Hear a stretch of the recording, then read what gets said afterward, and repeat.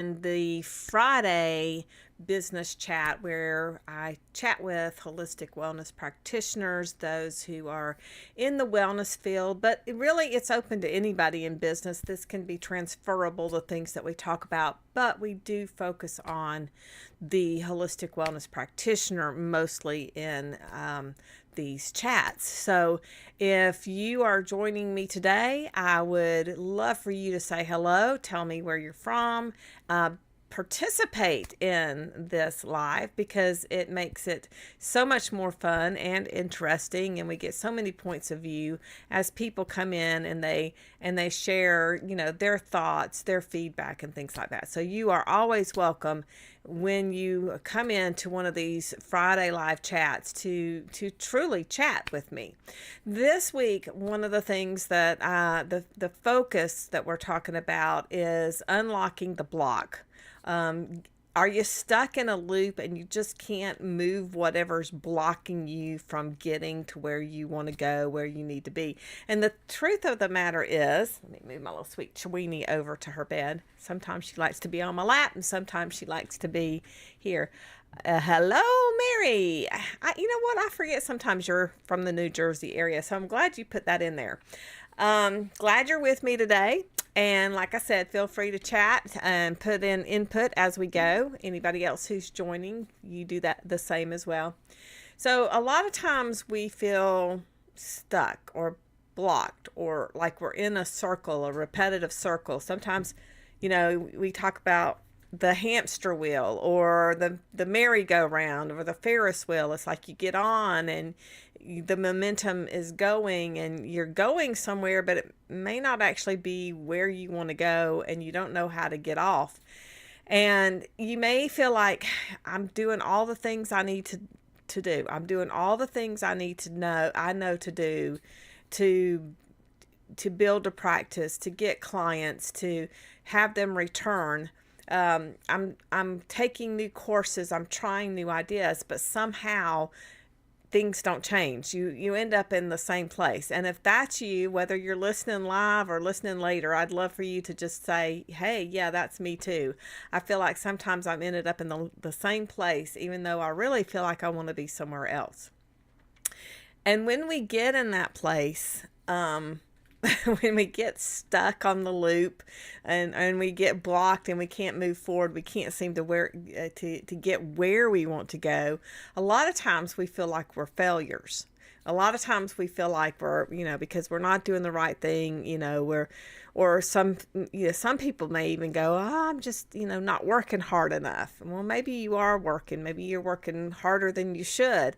And it's not about, how hard you're working. Some people may need to work harder, okay? But sometimes, I see a lot of people putting in a lot of effort, giving themselves away, as it were, and not getting anything in return for all of the effort that they're putting in. And I'm not even talking about the training. I mean, that kind of goes with it. When we think about, to be in any profession, whether you're a master plumber or a master electrician or a paramedic, firefighter, nurse, doctor, or you're a teacher at school, or, whatever your profession, there's some kind of training typically that goes into what you're doing on the job or in your career.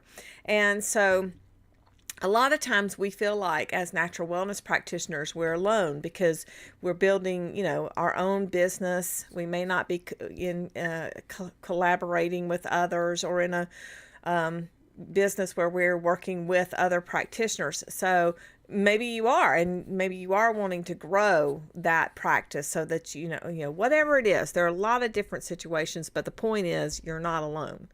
So today I want to walk through a different way of approaching growth, and one that can help break repetitive cycles, one that can help get us into a different way of thinking, a different paradigm of how to actually get momentum going, to get unblocked, get off that one Ferris wheel or hamster wheel, whatever it is. And so I'm going to share with everyone. I'm going to share 5 steps for doing that. And this is based out of Habakkuk chapter 2. And it's just the first like 2 or 3 verses, but it's when you stop and think about it, it's like, wow, this really can be helpful. So, breakthrough step 1 is ask better questions. Not just ask questions, but ask better questions. So, when you're thinking about, asking questions, Habakkuk 2 verse 1 says, I will stand upon my watch and set me upon the tower. So when someone is on the wall, on the watchtower wall, they're looking for something. They're looking for answers. Is the messenger coming? Is the army approaching? Is this, what's happening? So they're there, they're looking, they're watching, they're waiting for answers, right? They're anticipating something coming their way. So we want to anticipate that something's coming our way too. And one of the ways that we do this is by asking questions. So not just asking questions, but asking better questions. What if we're asking questions like, why isn't this working? That's one question I ask sometimes. Why can't I get new clients? Why aren't they signing up? Why aren't they coming back? What am I doing wrong? If you are asking any of these questions and are so bold to, like raise your hand in the chat, say, me too, that's me, whatever, please do so that others know you're not alone. So let's think about the questions that we are asking that may be framing things in a way that keeps us locked in, because there may not be an answer to why that is so obvious. Now, yeah, there may be some answers to why, but we want to reframe them. We want to use different question words. So let's make a shift. Instead of going, what am I doing wrong? Why can't I get clients? Let's ask, what's actually being asked of me right now? Who is seeking you out? Who are the people who are drawn to you?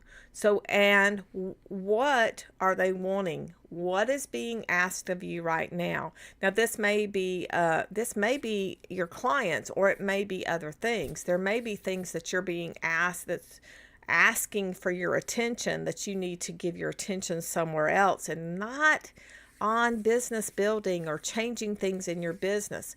When we have family emergencies, and I've had a few of those lately, that it takes my attention, and it's like, so what is being asked of me right now? Another question, when I think about that and go, that helps me determine just how much time, just how much energy I have towards my business. If my attention needs to be over here for a while, and this is my business, then I might have to take my focus from here, my business, and put it over to what needs my attention. So then the next question I might ask myself is, okay, well, I have what's being asked of me right now isn't all business, it's something else. How could this work differently? How could my business still be a business but work differently? Now those are questions that I'm asking myself. You understand what I'm saying? That is where I am right now. You may not be dealing with some outside influence that's keeping you from focusing on your business, but you can still ask those same questions. What's being asked? How could things work differently? What's missing? Here's another question. What's missing that I haven't considered yet? Is there something in your business that you're not doing that you do need to consider bringing in? And it could be something like another modality, another assessment tool, another support tool, or it could be systems like regularly sending out emails to your clients, updating your appointment calendar, making it easier for your clients to click a button and make an appointment with you, updating your website. Here's the thing, I always want to be real aware. I don't want to sound like it's a bad thing, but be very aware that a lot of times we can get caught up in the busy work, creating the calendar, making the website more beautiful, and not focusing on getting the word out there that we are in practice, that we're open to having new clients and things like that. So one of the things that may be missing is reaching out to the community, sending emails to your email list, getting people to subscribe to an email list so that they know what's going on with your business, know what packages and plans you offer. If you're having a Valentine Heart Month special, things like that. How do people know if you don't have a way of connecting with them and contacting them? And we don't have a lot of snail mail contact. I know I've had clients who live in the Amish community. I'm talking about business clients, and they do still use snail mail. Write a letter, put a stamp on it, make a postcard, send it out. They still use that a lot, but most of the time in today's business, the first thing that most people do is they go online and they look and see, do you have a website? If you don't have a website, because you don't have to have a website to be in business, do you have a Facebook page or a Google business page where I can at least find your phone number? I know how to make an appointment with you, that kind of thing.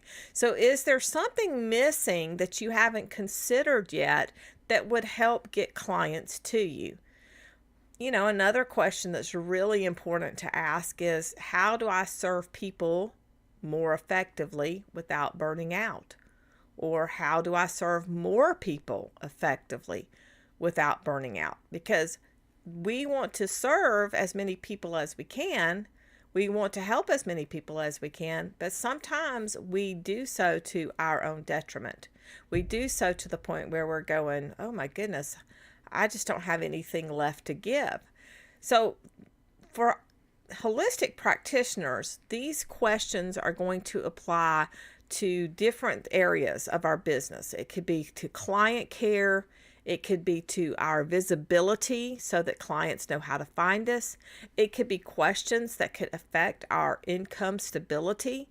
And it could be questions that look at our business structure and look at it and go, do I need to change something? So questions open up space. Questions open up thinking, and they move us out of survival mode into possibilities. They get us off the hamster wheel. They start the process of getting us unstuck and unlocking what's blocking us.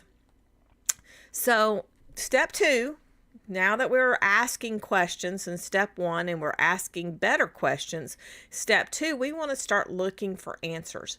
But we don't want to force answers. We just want to make sure that we're looking for answers. And this is Habakkuk 2. The second part of verse 1 says, and we'll watch. So he's on the watchtower. I got something in my eye. Excuse me. So he's on the watchtower, or I'm on the watchtower, and I'm asking the questions. And now part 2 of the first verse of Habakkuk 2 says, and I will watch to see what he will say unto me. So he's clearly in this allegory, metaphor. The person on the watchtower is asking a question because he's watching to see what he will say to me. So he's talking to God. So once the question is asked, we have to search it. And that's really interesting. When you ask a question, we think mostly of hearing. I'm just waiting to hear the answer. But here the writer says, I will watch to see what he says to me. So once the question is asked, we're going to watch. We're going to keep our eyes open. We're going to look around and go, ooh, is that the answer? Or maybe, oh, that's the answer. Because sometimes the answers come to us, sometimes we do hear things. I'm not saying you can't overhear a conversation and go, ooh, that's exactly what I need to do. But we're watching. It's this obvious position of being aware and paying attention to what's going on. So in case the answer comes to us, we know that this is the right fit. This is the answer to the question. And that can look like different things. We may need to do research. We may need to do training. We may need more. Maybe you need mentorship. That's why a lot of people who come to my YouTube lives are part of my Holistic Wellness Practitioners Coaching and Education Facebook group. And I've got a link for that I'll put in the show notes, that if you're not a part of that, please come join us, because we have mentorship, we have collaboration, we have support. And so that may be something that you need, is someone who understands what you're going through, and you can come into our group and ask questions. That's a beautiful thing. Or share testimonies. When we ask a question, something that we may be watching to see is, how do we refine our offers? Sometimes we do need to look at what's going on around us. I've shared this in my group. I share it on, when I do my podcast on YouTube. They're also on Spotify and Apple Podcasts. But when I do the interviews with my guest, a lot of times what comes up is the fact that helping clients today is different than it was 10 years ago, especially 20 years ago, where it seems like we're dealing with clients who have more complex health issues, more issues that seem to be, like woven together, and you start to pull one thread and you realize that there are so many other threads and root issues that need to be dealt with, and genetic issues, and just so many kinds of things that people are dealing with. And we may need to look at, what are we offering? How are we helping? Am I meeting the needs of the people out there that are coming to me, or would they come to me if I kind of changed it? You don't have to change everything. That's not what I'm talking about. But just recognize the struggle, the pain points that they are dealing with, to help them overcome what's going on, with their health, and get back their health, claim their health back. And, it may also be adjusting how you communicate, how you share what you do. One of the things that in the Roots to Results Academy, we talk about the mission statement. We talk about, creating your mission statement and your authentic message. Your authentic message should be something that you can share in just a few short sentences. It's what we used to call the elevator speech, something that you can share in like 30 seconds or less. But it's the idea of it is, who am I helping? How am I helping them? What results and transformation are they going to see? What pain points are they dealing with? And then what transformations are they going to see? And how do I communicate that to them? And we do that differently. You're going to do that differently, and it's all basically the same, don't get me wrong. But on your website, you want to have something that within the first 10 seconds of a person landing on your page, they know what you offer. They know who you help. If it's not clear, they're gone. If you share with someone you met at the baseball game, Little League baseball game, and you're sitting there with other parents and you're sharing, what you do, and all you do is start saying, and I've shared this before, but y'all understand, if I go, well, I'm an iridologist and I look at eyeballs to see, potential health issues, and I'm an herbologist and I put together, herbal remedies, and I do this, and I hold retreats, and I've got all these things, different things, and I'm telling you what I do, but I'm not telling how I help you. And, a lot of people haven't heard of iridologists and iridology, so they're probably scratching their heads going, what in the world is that anyway? So how we communicate makes a big difference. And so this is a stage where a lot of people I see putting a lot of effort into what they're doing. I go to their websites and I look at it and I'm like, it's a beautiful website, but you didn't tell me how you're helping me or my husband or my child, whatever your niche group that you like to work with. And we say niche, and a lot of people are like, well, I can help everyone, and you sure can, but we don't tend to help everyone. And we tend to have a certain area where we help people more. I think about, even Judy Masters. she can help everyone, but she specializes in Bach flower remedies and in Bach conversation. It's not that she doesn't help with physical issues. It's that her primary way of helping people is through Bach with emotions, with Bach conversation.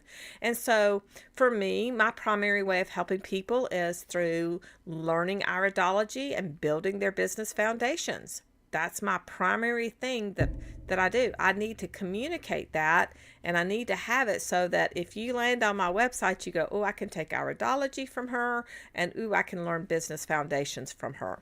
That's what you want. So if a client is coming to you and they're going, can you help me? Yeah, you want to be able to say, well, this is who I help. The communication needs to be clear, and it needs to be something where when they land on your website or your Facebook page or wherever it is that you're putting your information, your LinkedIn or whatever, that they know how you help them. Not just what you do, but how you help them. And we do learn about that in the Roots to Results Academy. So if you're going, I need to know more about that, I'll have a link for that, because we do there are 30 lessons in the Roots to Results Academy, and we talk about so much more than mission statements and authentic messages. We talk about how to build a strong foundation for your business. We talk about money. We talk about streamlining your operations and all kinds of things. So if you need help with that, we've got help with that. So here's the thing. Searching for answers doesn't mean you have to work harder. It doesn't mean striving at business. It means asking the right questions first, step one, and watching for those correct and right answers to come along. Watching, listening, paying attention with an expectation that this is going to come. Not I hope it comes, not I hope that things work out the right way, but true expectation that, yeah, you're going to get an answer, but not feeling like you have to push and pressure that answer into coming, which brings us to step 3, which is prepare for nothing to happen for a little bit.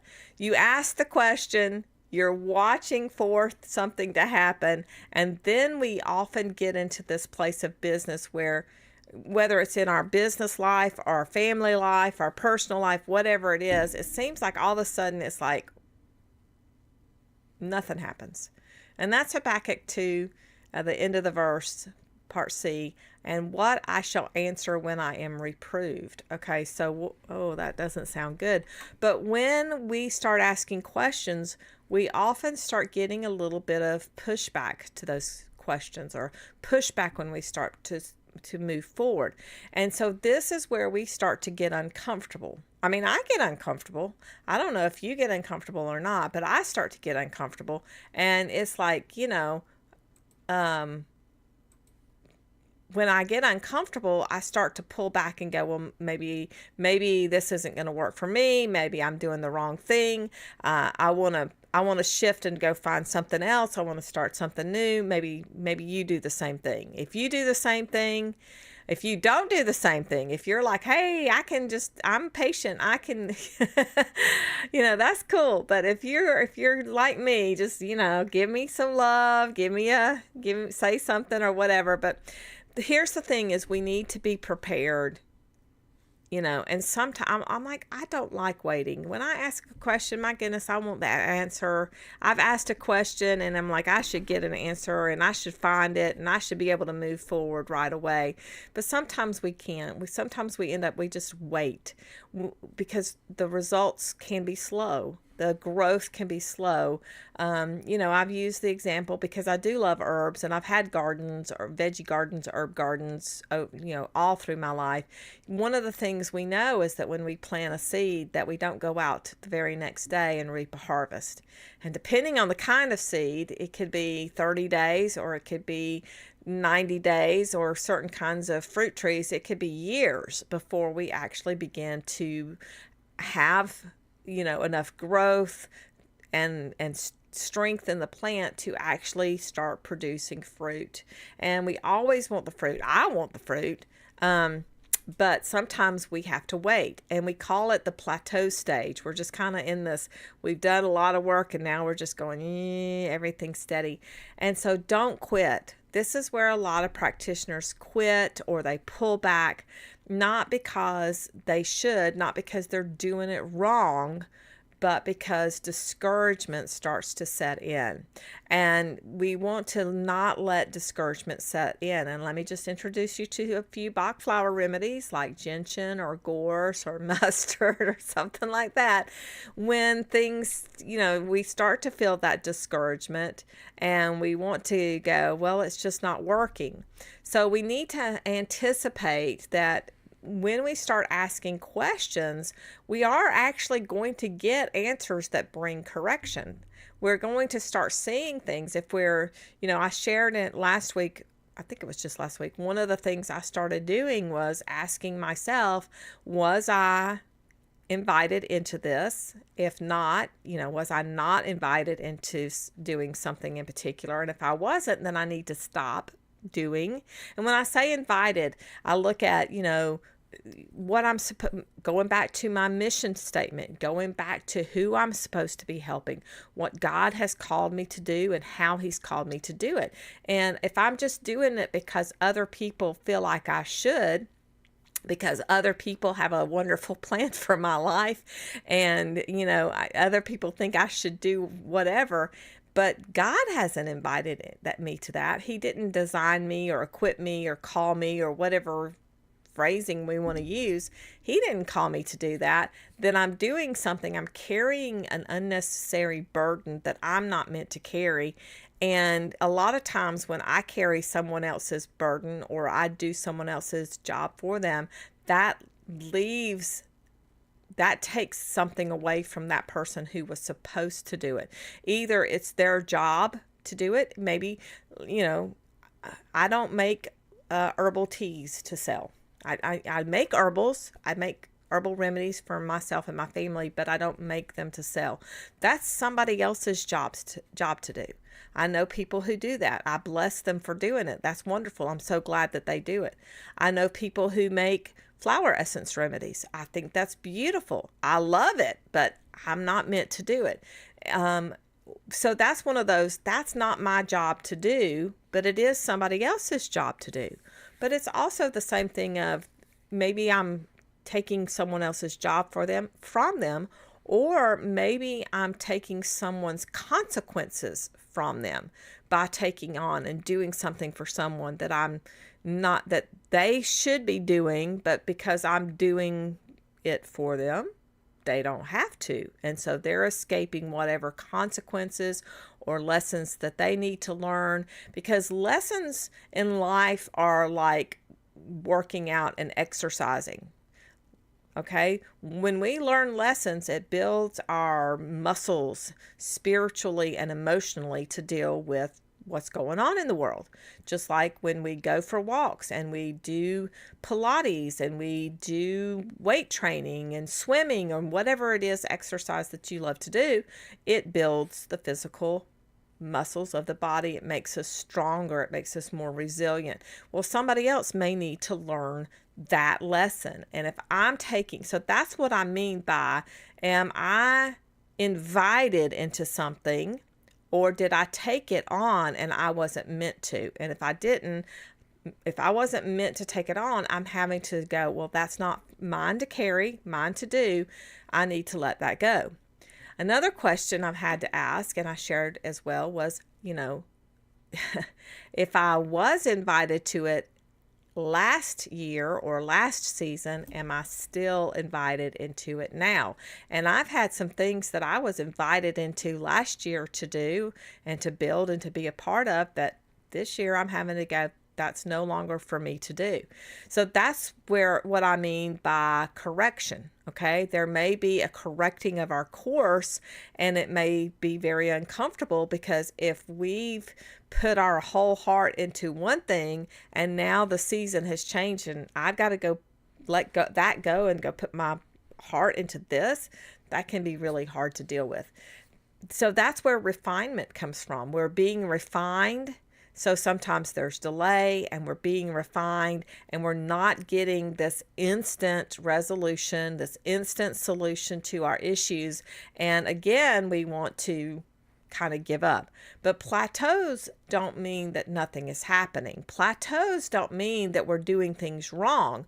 They actually are times when deeper work is being done. We're actually digging deeper into what's going on. We're looking deeper. We're analyzing things more thoroughly, and we're looking at things and going, is this really what I'm meant to do? And if so, then we can go on to step 4.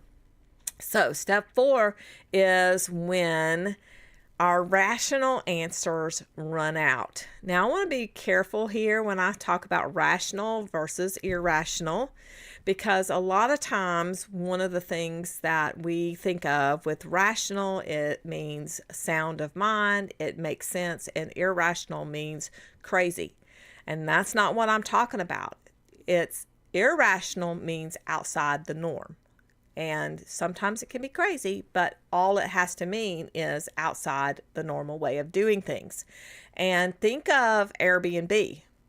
How did we typically, when we went somewhere, when we traveled somewhere years ago before Airbnb and Vrbo and other places like that came about, if you traveled on a journey somewhere, you either stayed in a hotel or a motel, you stayed with friends or family, or you had a camper or something like that. You didn't go stay in someone else's house or a room in their house or something like that. And if I remember correctly, Airbnb started with someone going, hey, I need a place to stay, and someone had an air mattress. Now, check me on those facts. I could have that wrong, but that's what I mean by irrational. It's when two things that don't normally go together suddenly go together. And that's what Airbnb is. It's an air mattress and someone's home, and now all of a sudden you have this new way of going and traveling and staying. You don't have to stay in a hotel or motel. You can stay in a beautiful home right on the beach, up in the mountains, on the river, in another country, whatever it is. And it was two ideas that didn't normally go together that suddenly came together.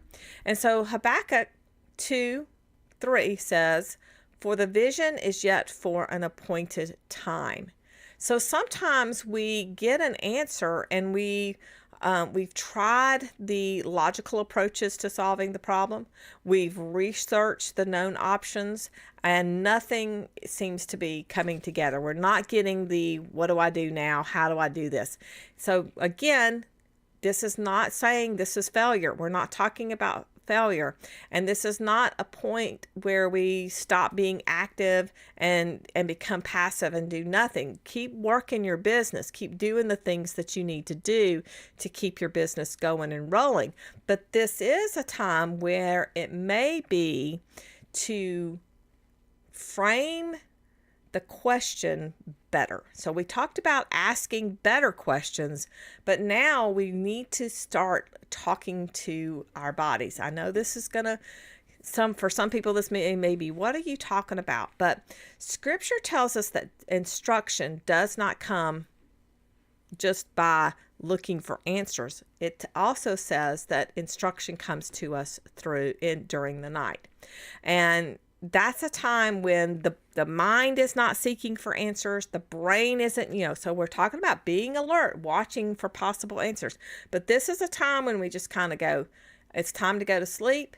You've researched, you've done what you looked around, you kicked the tires, you hit the blocks, you did whatever it is. And this is where we have to kind of stop forcing solutions, and we just have to allow that which was not known to us before to come to us. And a lot of times, I don't know if you've heard this, but there are so many people who have gotten inspiration for things in dreams. The Singer Sewing Machine came to someone who was a tailor. It came to him in a dream. Handel's Messiah came to him in a dream. There are things that download to us at night in our dreams. And So we want to think about the fact that sometimes when we just kind of go, whew, ideas actually come to us in the night. And this is in the Bible. It's in Psalm 16:7. It says, "My reins instruct me in the night seasons." Now, what in the world? Okay, the Hebrew word for reins there literally means kidneys, like the kidneys in our body. So in other scriptures, especially when we're talking in the first part in like Exodus and Numbers and Deuteronomy and things like that, it talks about when that word in Hebrew is translated, it's translated kidneys.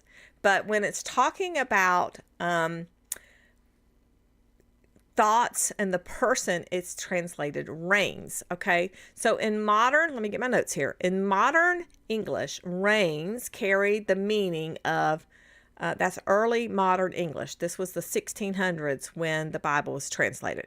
So in the early 1600s, the word reins, reins, did not mean the straps, the leather straps on a horse. It did mean that, but that's not the only way. It meant inner governing, the ability to govern our own faculties, the seat of emotions, impulses, and moral direction. It meant that which guides, restrains, or directs a person internally.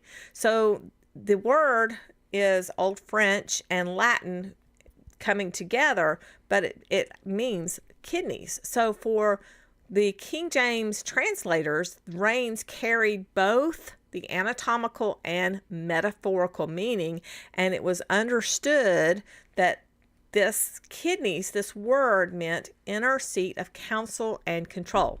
So they chose an English word that they understood intuitively, not anatomically. They weren't talking about, just the physical part of the body. They may have been, the kidneys. And so what does that have to do with us? Because they knew what the kidneys were because of animals. They knew, God had specific directions on how to handle the kidneys and things like that. So this is something like, well, what does that got to do with us? So here's where this is where we can go deeper with framing the question correctly, because the left side of the body in natural health and traditional Chinese medicine and iridology, all the different areas of natural health, we know that the left side of the body receives and the right side of the body gives. So this is more of a receiving, like the ground receives the seed, and this is a giving. Once the plant grows, and it bursts forth and it has fruit, it gives the fruit, right? So that's what we're thinking about when we're thinking about this. We're saying, okay, so I've received something and now I produce fruit. But if we frame the problem incorrectly, right, whatever problem we're having, if we frame it incorrectly, then we get in wrong answers. We don't get the right answers to our questions. So one of the things that I learned under Arthur Burke from the Sapphire Leadership Group is that we can bless our kidneys to properly frame the problem. So we bless our left kidneys to whatever situation it is, getting new clients, building a website, having the finances to hire somebody to build the website. But, because sometimes we can barter. It doesn't have to be about paying with money. There's so many possibilities. It's not about our resources. It's about our resourcefulness. And we can look around us and we can see, but sometimes we get those blocks. And so we want to start removing those blocks. So we can bless the left kidney. I bless you in the name of Jesus to properly frame the situation, put it in proper order, and help me see it the right way. And then I'd bless my right kidney, and I say, right kidney, I bless you in the name of Jesus to take what's been properly framed and contemplate it, to move beyond my rational mind into intuitive understanding, and to partner with God for the solution. And then we go to sleep. because our kidneys instruct us during the night. We release the pressure to figure it out. We admit that we can't force something to happen. We can't force our brains to think of it. And we position ourselves the way that Habakkuk describes, watching and waiting for the answer to come. Because sometimes breakthrough isn't about pushing harder. Sometimes it comes when we just kind of surrender and we just go, I know that God is going to help me and the insight is going to come. So before we rest, before we go to bed at night, release the pressure to figure it out. Admit that rational answers have maybe what you know to be true. That's what I mean by rational answers. That which I've tried before, that is what people have told me to do, and it worked for them and it worked for everybody else. But it's not working for me. I need something different. And allow the issue to get reframed inside of you internally. So this is just a way to just kind of surrender it over, let it go, because innovation happens when obvious answers stop coming and new connections start forming, right? That's the whole thing with Uber and Airbnb. Old solutions didn't work, but new solutions came out of things that were already out there. They just came together in a new way. So step 5. Step 5 is when you get the answer, write it down. Work it out. So Habakkuk 2:2 says, write the vision, make it plain upon the tables, that he may run that reads it. That means when you get the answer, go with it. When the answer comes, write it down. Let that insight stay in your head, because if we, get down on paper, because if it stays in our head, it becomes vague. When we write it down, it becomes real. So writing it makes it visible. It brings clarity. It makes us the directions transferable. We can it's like, well, now I realize I need to stop doing this and I need to turn and I need to go in this other direction. And so then it turns our insights into action, into doing, right? And so that is when things will start to come together. So we want to sustain the process. We want to wait without quitting. And that's Habakkuk 2:3 says, though it tarries, wait for it, because it will surely come.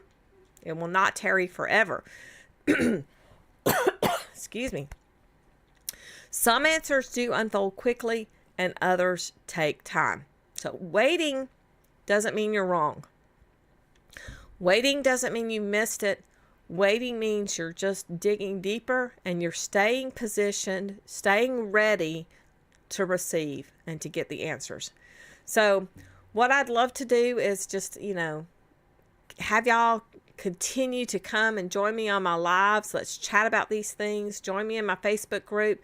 I have a Sephi group starting February 19th. I call it Confidence, Being Bold as a Lion. And if you're interested in that, it's a group where we're going to talk about, how we can build and have clear focus, building our confidence, overcoming issues.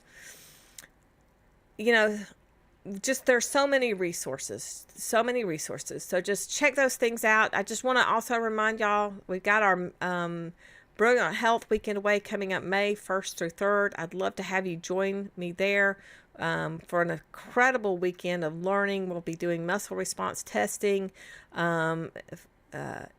tapping, things like that. Just got a lot of good things. Emotional iridology. It's a great way to learn confidence in your skills as a practitioner, to learn how to triangulate better. Just so many good things going on. So I'll have those links for all of those things in the show notes, and I will